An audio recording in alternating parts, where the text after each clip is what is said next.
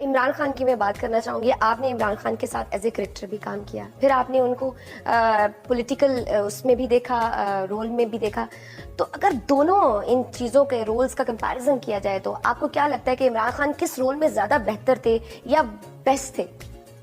देखिए, जब वो क्रिकेट खेलते थे तो वो माइट इज राइट होती थी, तो हम तो उससे बहस ही नहीं कर सकते थे। तो और डर लगता था क्योंकि झाड़ पड़ जाती थी।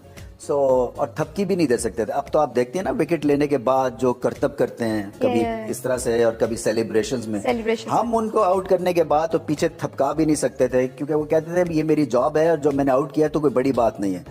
एक लेवल अलग था। मगर वो फिर मैसिव चेंज आई उनकी over a period of time, जब वो पॉलिटिक्स में आए। मैं ये समझता हूँ, मेरा देखें जितना एक्सपीरियंस है ना, और ये मैं कह चुका हूँ कि उनको हमने देखा है इम्पॉसिबल को पॉसिबल करते हुए। देखिए जी, सबसे ज्यादा उनको सियासत का पता है, सीरियसली।